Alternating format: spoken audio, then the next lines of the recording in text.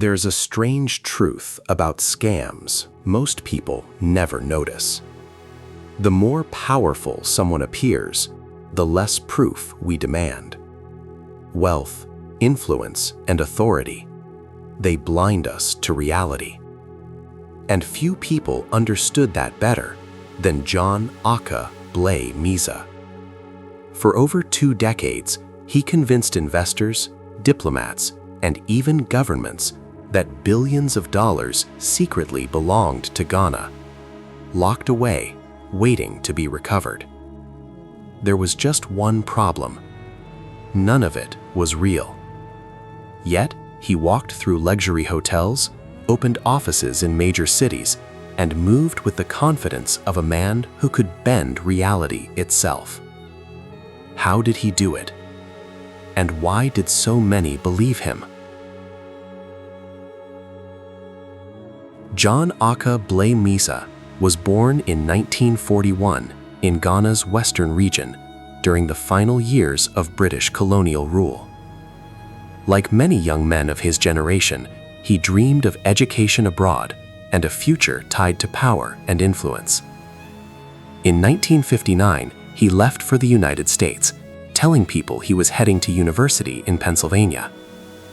But there was no university. Instead, Blay-Miezah worked as a waiter in Philadelphia, clearing tables, serving customers, and watching carefully how successful people spoke, dressed, and carried themselves. And somewhere between refilling glasses and memorizing faces, he learned something far more valuable than a degree. He learned how confidence could substitute for credentials, how certainty could overpower doubt, and how people often believe what sounds official. By the early 1970s, the waiter was gone. In his place stood Dr. Ackah Blay-Miezah, businessman, diplomat, and visionary. The title wasn't earned. It was assumed. Then came the story that changed everything. Blay-Miezah began telling investors that Ghana's first president, Kwame Nkrumah, had secretly hidden enormous national wealth overseas before being overthrown in 1966. Money meant to protect the country's future from political instability. According to Blay-Miezah, the funds were locked away in foreign banks and trust accounts, unreachable without diplomatic clearance, legal maneuvering, and international cooperation.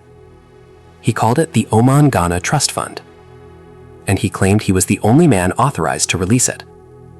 All he needed, he said, were operational fees, payments to lawyers, banks, and intermediaries. The returns, he promised, would be extraordinary.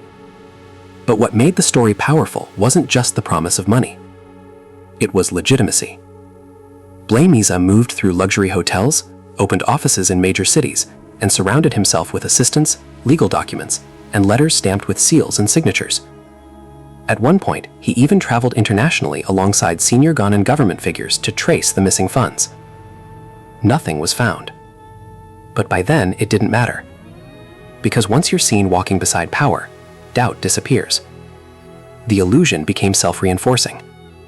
Part of his protection came from something very real, a genuine Ghanaian diplomatic passport.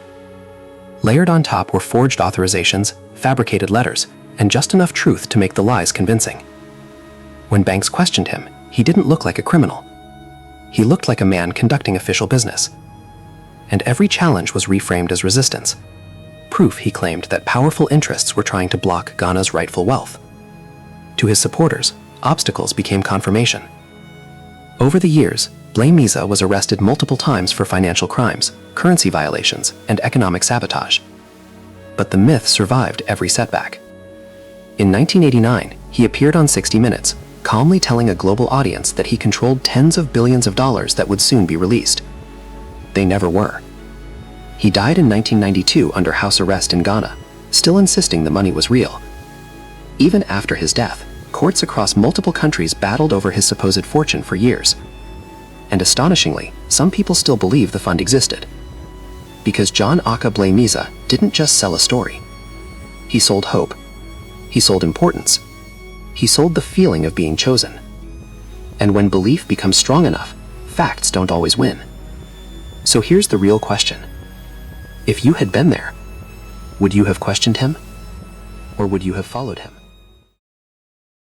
If this interests you, like, share, and subscribe to watch more true crime stories. Thank you.